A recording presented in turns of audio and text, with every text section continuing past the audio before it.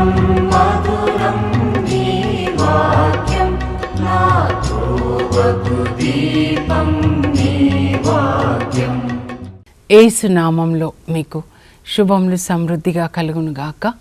మధురం నీ వాక్యం అనే కార్యక్రమానికి స్వాగతం. ఈరోజు మనం దేవుని రాజ్యం అనే అంశంలో 4వ భాగంగా వసుదైక కుటుంబం అనే అంశాన్ని గురించి ధ్యానించుకుందామండి. మధురం మధురం నీ వాక్యం నా త్రోవకు దీపం నీ వాక్యం. ఇది ఎప్పుడూ నా హృదయంలో నా మనసులో మెదులుతూ ఉంటుంది. దేవుని యొక్క ప్రణాళిక ఏంటి అంటే, అందరము దేవుని కుటుంబ సభ్యులుగా, దేవుని కుటుంబంగా, ప్రేమగా, దేవుడు ప్రేమ కాబట్టి ప్రేమగా, ఆయన నీతి కాబట్టి నీతిగా మరి మనం జీవించాలి అని. వసుదైక కుటుంబం, ఈ భూమిని సృష్టించిన ఆ పృథ్వీరాజు, ఈ సృష్టికర్త యొక్క కుటుంబం మనం అందరం. ఎందుకంటే మనందరినీ ఆయనే సృజించారు కదండి. ఆ ఆదిలో ఆయన భూమిని సృజించినప్పుడు దేవుని ఆలోచన ఏంటంటే extension of God's kingdom from heaven to earth అన్నమాట. ఇంకొక బ్రాంచ్, పరలోకం యొక్క బ్రాంచ్. అలాగే దేవుని రాజ్యంలో ఎంత ప్రేమ, ఎంత సంతోషం, ఎంత పరిశుద్ధత, అది మనం కలిగి ఉండాలని ఆలోచనతో దేవుడు భూమి అనే ఈ భవనాన్ని నిర్మించారు.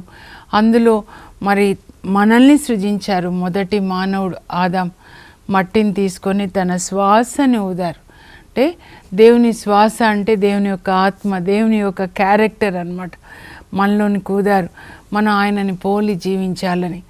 అందుకే పౌలు రాస్తాడండి ఎఫెసీ పత్రికలో 2వ అధ్యాయం 10లో ఏమని రాస్తాడంటే, మనము ఆయన చేతి పని అయి ఉన్నాం. పరలోకంలో మనల్ని సృజించి ఆత్మగా అక్కడే మనం పుట్టాం. అంత ఎన్ని సంవత్సరాలు జీవించాలి అని 139వ కీర్తనలో దావీదు రాస్తాడు. ఆ తర్వాత అమ్మ కడుపులో మనకి ఈ మట్టి శరీరం అనే వస్త్రాన్ని చుడతాడనమాట.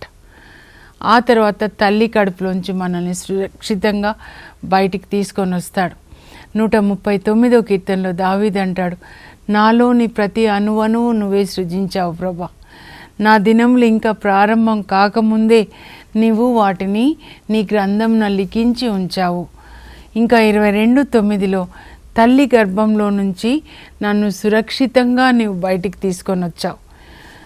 సేఫ్ డెలివరీ కొరకు ప్రార్థించమంటే నేను ఈ వాక్యం పట్టుకొనే ప్రార్థిస్తాండి. ప్రభా, ఎలాగైతే మరి దావీదుని తల్లి గర్భంలోంచి మీరు సురక్షితంగా బయటికి తీసుకొని వచ్చారో, 22వ కీర్తన 9లో రాయబడినట్లుగా ఈ బిడ్డకి సేఫ్ డెలివరీ, సురక్షితంగా మీరు బయటికి తీసుకొని రండి. ఆ పుట్టిన తర్వాత బిడ్డ ఏడవాలి, చాలా ఉంటాయి కదండి అక్కడ కూడా. అదంతా దేవుని కృప అన్నమాట. మనం దేవుని చేతి పని అయి ఉన్నాం. కుమ్మరి ఎలా కుండని చేస్తాడో దేవుడు మనల్ని అలా సృజించాడనమాట. ఎందుకొరకు అని కూడా అక్కడే రాశారండి. ఎఫెసీ పత్రిక 2వ అధ్యాయం 10లో మనం చూస్తే, మనము యేసుక్రీస్తు ద్వారా మంచి పనులు చేయడానికి, సత్కార్యములు చేయడానికి దేవుడు మనల్ని సృజించి ఈ లోకానికి పంపించారంట. దేవుని పిల్లలుగా మనము, దేవుడు ఎంత మంచివాడు, ఎంత ప్రేమ కలిగిన దేవుడు, ఎంత నీతిమంతుడు, ఎంత క్షమాకరుడు అని లోకానికి చూపించడానికి ఆయన రాయబారులుగా, ఆయన బిడ్డలుగా ఈ లోకానికి పంపించబడ్డాం. సత్కార్యములు చేయు జీవితానికై ఆయన మనల్ని సృజించాడు. ఎఫెసీ 2:10 అన్నమాట. ఇంకా ఎఫెసీ 1:10లో దేవుని ప్రణాళిక ఏంటి అని, దివి అందలి భువి అందలి సమస్త సృష్టిని యేసుక్రీస్తు నాయకత్వంన ఒకటిగా చేయుటయే దేవుని యొక్క ప్రణాళిక అన్నమాట. దేవుని ప్లాన్ ఏంటంటే మనందరం ఒకే కుటుంబం కనుక ఒకరినొకరు ప్రేమించుకోవాలి, ఒకరికొకరు సాయం చేసుకోవాలి, ఒకరినొకరు మన్నించుకోవాలి.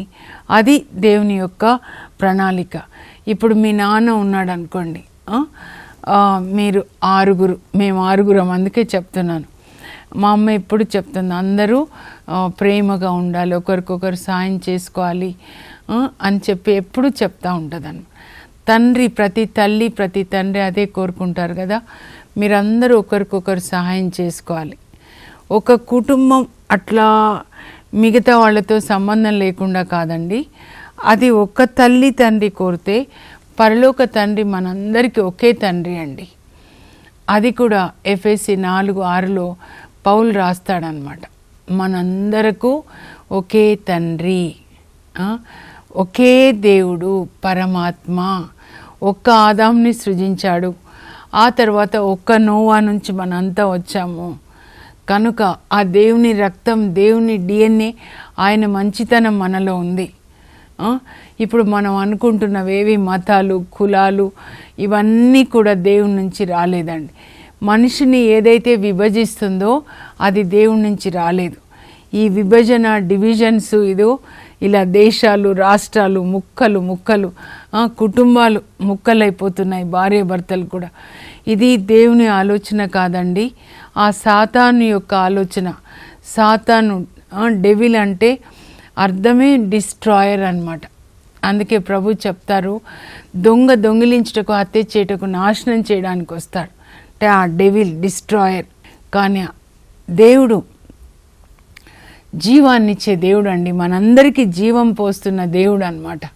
తన శ్వాసని, తన ఊపిరిని ఊది మనందరికీ జీవం పోసిన దేవుడు.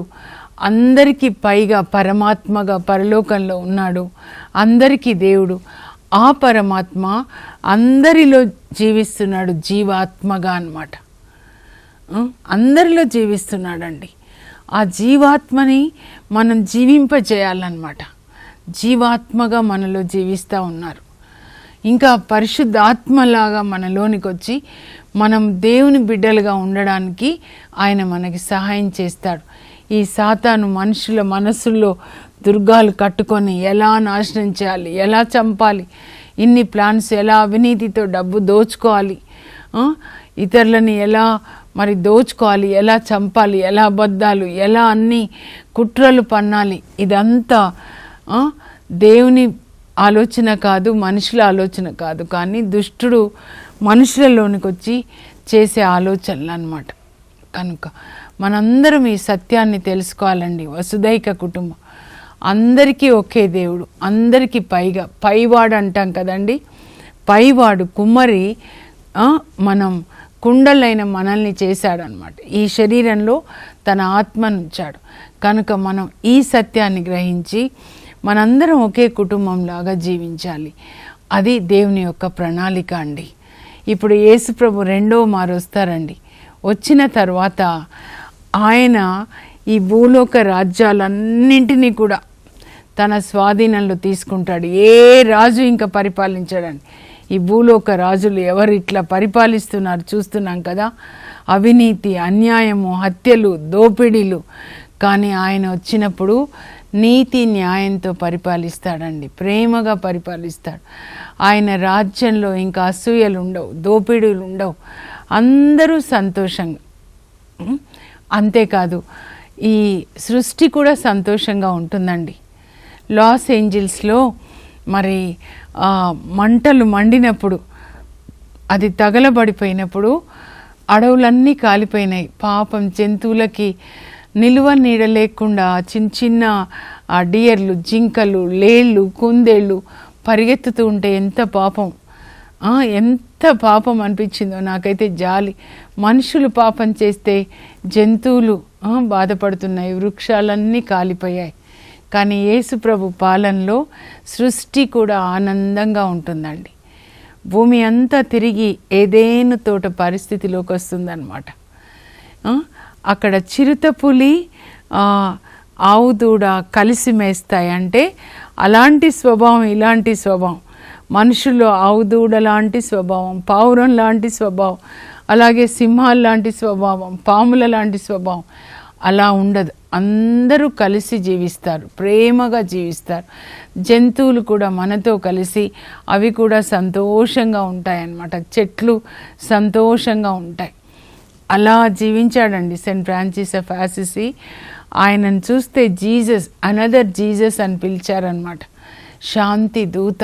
ఆయనని చూసినప్పుడు ఆ చూసిన వాళ్ళకి పీస్ వస్తుందంట. ఎందుకంటే ఆయన హృదయంలో, మనస్సులో అంతా యేసుప్రభువే. అందుకే ఆయన ప్రార్థన ఏంటంటే, O Lord make me a channel of your peace, where there is hatred let me sow your love. తండ్రి, నన్ను నీ శాంతి దూతగా మార్చు. ఎక్కడ ద్వేషం ఉంటుందో, ద్వేషం ఉన్న చోట నన్ను నీ ప్రేమని నాటనివయ్యా. అలా జీవించారు. అలా మనం జీవించాలండి. ఇప్పుడు యేసు ప్రభువుని సిలువ వేశారు, ఆ తర్వాత సమాధి చేశారు. కానీ దేవుడు ఆయనను లేపుతారండి 3వ రోజున. పరిశుద్ధాత్మ శక్తి చేత దేవుడు ఆయనను లేపుతారు. రోమా 8:11 ఉంటుంది. ఏ ఆత్మశక్తి చేత దేవుడు యేసుప్రభుని లేపాడో ఆ పరిశుద్ధ ఆత్మ మీలో ఉంటే ఆయన మీ మర్త్య శరీరాలకు కూడా జీవాన్ని ఇస్తారు అని.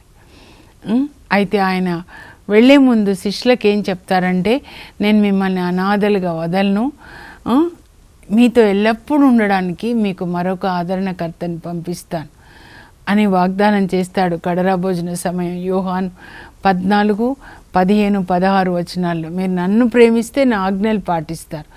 యేసు ప్రభుని ప్రేమించడం అంటే కొన్ని జపాలు చెప్పడం కాదండి. ఆయన చేసిన ఈ ఆజ్ఞలు అంటే శాసనాలు, పరలోక రాజు శాసనాల్ని పాటించడం. పరిశుద్ధాత్మ మనలు రాస్తారు. అదే నూతన నిబంధన అన్నమాట. ఆయన పరలోకానికి వెళ్ళిన తర్వాత తన రక్తాన్ని తండ్రికి ఇచ్చి మనందరి పాపంల కొరకు పరిహారంగా తర్వాత పరిశుద్ధ ఆత్మని మనకి ఇవ్వమని యేసుప్రభు ప్రార్థిస్తారు. నాన్న, ఈ లోకంలో ఉన్నప్పుడు నేను స్వస్థతలు చేశాను, పరలోక రాజ్యం ఏంటి అని రాజ్యాంగాన్ని నేను బోధించాను, దయ్యాల్ని వెళ్ళగొట్టాను, ప్రజల బాధలన్నీ, వ్యాధి బాధల్ని తొలగించాను, మన పరలోక రాజ్యం, మన రాజ్యాన్ని అక్కడ స్థాపించాను. ఇప్పుడు నేను ఇక్కడ వచ్చాను, మరి ఇప్పుడు నా శిష్యులు ఈ పనిని కొనసాగించాలి అంటే వాళ్ళకి పరిశుద్ధాత్మ నీవు నానా అని యేసుప్రభు తండ్రిని అడిగినప్పుడు తండ్రి ఆయనకి పరిశుద్ధాత్మ ఇస్తే యేసుప్రభు ఆ పరిశుద్ధాత్మని అపోస్తుల మీదకి పంపిస్తాడండి.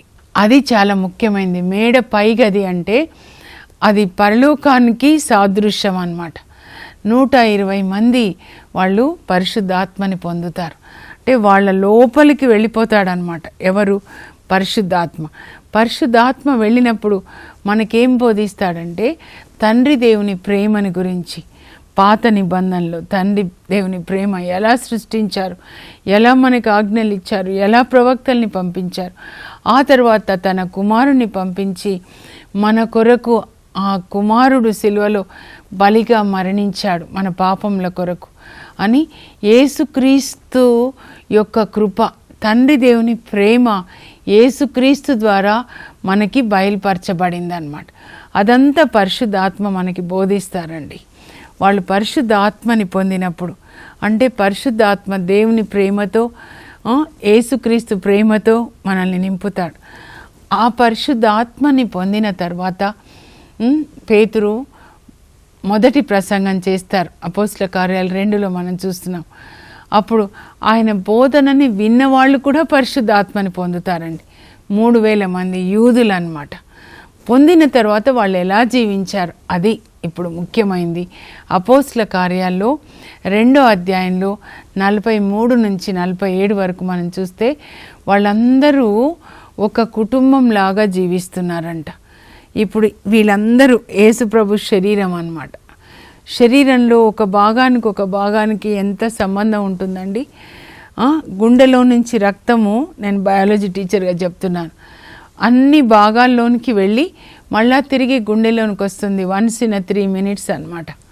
అంటే అంత దేవుని యొక్క ప్రేమ రక్తంలో మీరు అనుకుంటే ఆ ప్రేమ అన్ని అవయవాల్లోకి వెళ్తుంది అన్నమాట. అన్నిటికీ ఆక్సిజన్, ఫుడ్ సప్లై అవుతుంది. అన్నీ కలిసే పనిచేస్తున్నాయి. నేను కూడా ఇప్పుడు నా శరీరంలో కళ్ళతో చూస్తున్నాను, నోటితో చెప్తున్నాను, ఇక్కడి నుంచి హృదయంలో నుంచి చేతులు కదా.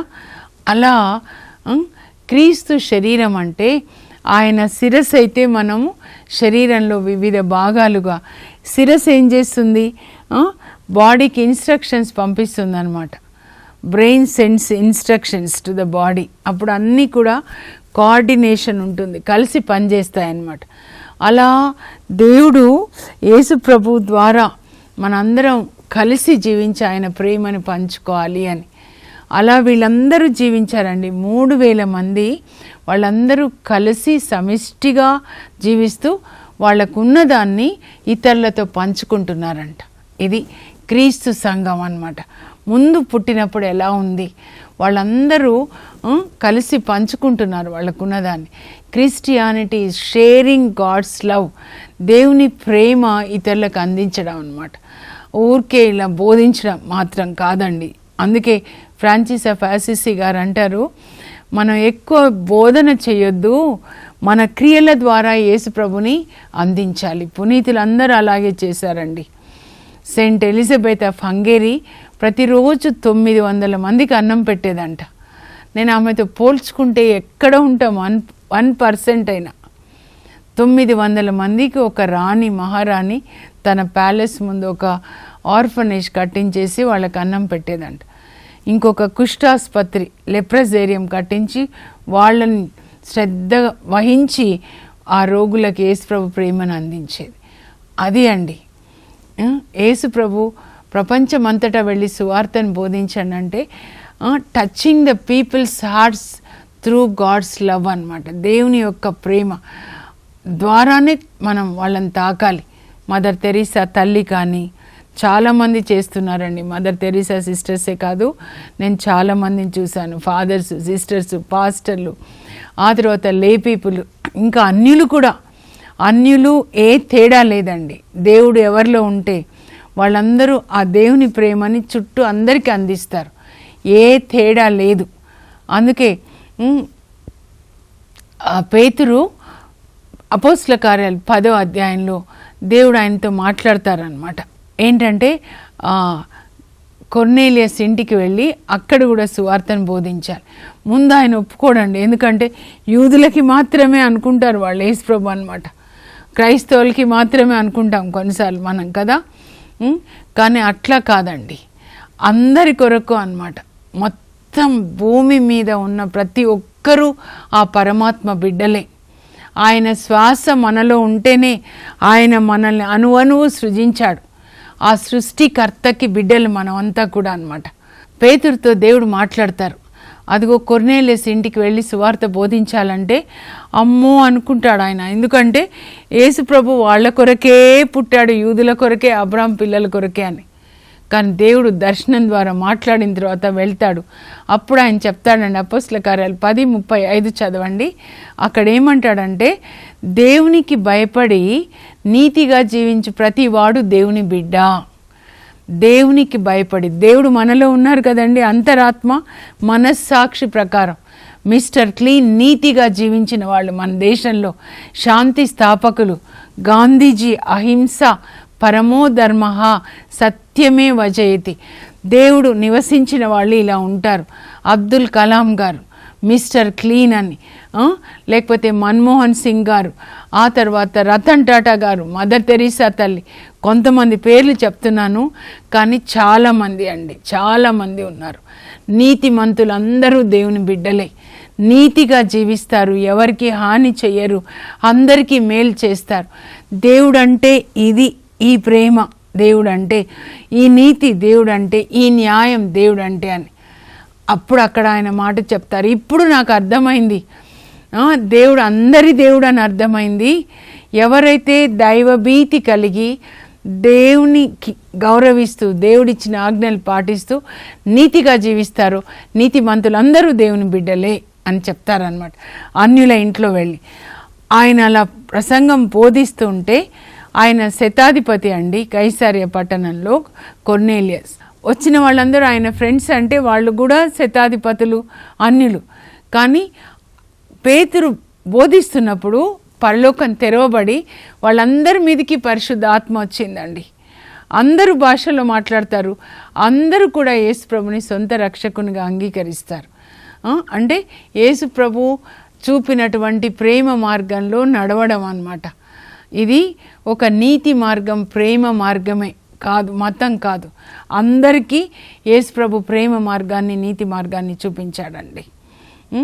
మనము అందరం కలిసి ఉండాలి. అపోస్తల కార్యాలు 2 చెప్పాను, అలాగే 4 అధ్యాయంలో 32 నుంచి 37 వరకు చూస్తే అక్కడ అందరూ కూడా విశ్వాసులందరూ అప్పటికి వాళ్ళ సంఖ్య పెరిగిపోతూ ఉందన్నమాట. విశ్వాసులందరూ అప్పటికి 5,000 కుటుంబాలు అయినాయండి. కుంటివానికి స్వస్థత చేస్తారు కదా, పేతురు దేవాలయం ఎదుట ఉన్న కుంటివాడు. అప్పుడు ఇంకొక 2,000 అంటే 5,000 కుటుంబాలు విశ్వాసులందరూ. నాకేం నచ్చిందంటే ఒకే మనస్సు, ఒకే హృదయంతో ఉన్నారంట. అందరూ సంతోషము, వినయము కలవారై వాళ్ళకున్న ఆస్తిపాస్తులు అమ్మి అపోస్తుల దగ్గరికి తీసుకొని వస్తుంటే వాళ్ళేం మూటలు కట్టుకొని వెళ్ళలేదండి. అక్కడ ఇంకా ఒక పెద్ద ఆయన అన్నమాట, బర్నబా, పెద్దల చేతికి ఇచ్చేసి వాళ్ళందరికీ 5,000 కుటుంబాల్లో ఎవరికి అవసరం ఉందో అలా పంచిపెడుతూ ఉన్నారు. అందరూ కలిసి దేవుని స్తుతిస్తున్నారు, కలిసి పూజిస్తున్నారు. యేసు ప్రభు శరీరంలో ఒక్కొక్క అవయవంలాగా కలిసి జీవించారండి. అది దేవుని రాజ్యం అన్నమాట. ఆ రాజ్యం రావాలండి. అందరం ఒక కుటుంబంలాగా ప్రేమగా జీవించాలి. 133వ కీర్తనలో అదే మరి కీర్తనాకారుడు చెప్తాడు, దేవుడు ఏం కోరుకుంటున్నారంటే సోదరులందరూ కూడా, భూమి మీద ఉన్న వాళ్ళందరూ ఐక్యమత్యముగా ప్రేమగా జీవించుట ఎంతో మంచిది, ఎంతో మనోహరమైనది. ఆ చోట ఎక్కడైతే అందరూ కలిసి జీవిస్తారో ఆ చోట దేవుడు తన దీవెనలు కుమ్మరిస్తారంట. అది ఒక కుటుంబం కావచ్చు, ఒక సంఘం కావచ్చు, ఒక ఆర్గనైజేషన్ కావచ్చు. కానీ మళ్ళీ ఇదో నా సంఘము, నా కుటుంబం అని గోడలు కట్టుకోవడం కాదండి. అందరినీ ఆ దేవుని ప్రేమ, ఇప్పుడు గుండెల్లో నుంచి అన్ని భాగాలకి మన రక్తం వెళ్తుంది కదండి, అలా మన ఇంటిని దాటి అందరూ నా వాళ్ళే అని మనకు ఉన్న ఈ చిన్న జీవితంలో దేవుని యొక్క ప్రేమని, మంచితనాన్ని ఒక నదిలాగా మనం వెళ్ళిన చోటల్లా అందించాలండి. ఎజెకియెల్ 47లో దేవాలయ క్రింది భాగం నుంచి ఒక నది ప్రవహిస్తుంది. నాకు ఎంత ఇష్టమో. ప్రభు చెప్తారు, నువ్వు అలా ఉండాలి. మన లోపల యేసు ప్రభు ఉంటే ఆయన ప్రేమ మన నుంచి నదిలాగా ప్రవహిస్తుంది. ఆ నది ఎక్కడికి వెళ్తే అక్కడ చేపలు వర్ధిల్లుతున్నాయి. అక్కడ మృత సముద్రంలోకి వెళ్తే అది జీవం గల సముద్రంగా ఉంటుంది. ఆ నదికి ఇరువైపులా చెట్లు పచ్చగా ఉంటున్నాయి. ఆ చెట్ల ఆకుల వల్ల స్వస్థత, అంటే మన చేతులే అన్నమాట. అవి 12 నెలలు కాయలు కాస్తాయి. తపస్కాలంలోనే కాదండి, ఒక ఋతువులోనే కాదు, ఎప్పుడు చెట్టు కాయలు కాస్తే చెట్టు తినదు కదండి, అన్యులు అందరూ తింటారు. అలా మీరు ఉండాలి అని దేవుని యొక్క ఆలోచన. మిమ్మల్ని అందుకే ఈ లోకానికి పంపించారు. పరలోకం నుంచి దేవుని బిడ్డగా దేవుని ప్రేమను లోకానికి అందించాలని. కనుక మనం ఆలోచనలో కానీ, మాటల్లో కానీ, క్రియల్లో కానీ ఒకరిని బాధ పెట్టే పని మనం చేయకూడదండి. ఎవరు మనల్ని జ్ఞాపకం చేసుకున్నా ఈ మతాలన్నీ ప్రక్కకు పెట్టేసి మానవత్వాన్ని పరిమళించే ఒక మంచి మనిషిగా, అందరికీ మేలు చేసే బిడ్డలుగా దేవుడు మన హృదయాల్ని ఆయన మంచితనంతో, ఆయన యొక్క శాంతితో, నీతితో, సమాధానంతో మనల్ని నింపునుగాక. ప్రార్థన చేసుకుందాం. పరలోకపు మా తండ్రి, మీ పరిశుద్ధ నామమునకు స్తోత్రం కలుగునుగాక. అయ్యా, మీరు పరలోకానికి ప్రతిబింబంగా ఈ భూలోకాన్ని సృష్టించారు.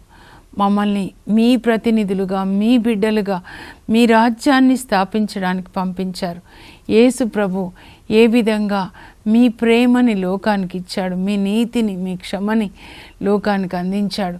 మేము కూడా యేసు ప్రభు నడిచిన అడుగుజాడల్లో నడిచి అందరికీ మేలు చేస్తూ ప్రభా నీతిగా జీవిస్తూ ఒక నీతి వృక్షం, దేవుడు నాటిన నీతి వృక్షంలాగా నీతి ఫలాలు ఫలిస్తూ మీ ప్రేమని లోకానికి అందించడానికి, మీ క్షమను అందించడానికి, మీ మంచితనాన్ని లోకానికి అందించడానికి మమ్మల్ని అందరినీ మీ ప్రేమతో నింపండి, మీ నీతితో నింపండి ప్రభా, మీ మంచితనంతో నింపండి నాయన. మా ఆలోచనలు, మా క్రియలు, మా మాటలు అన్నీ కూడా ఇతరులకి మేలు చేసే విధంగా ఉండేలాగున మాకు కృపని దయచేయండి. ప్రపంచం అంతా ఒకే కుటుంబం, దేవుని కుటుంబంగా జీవించే కృప దయచేయమని యేసు నామంలో అడుగుచున్నాం తండ్రి, ఆమేన్.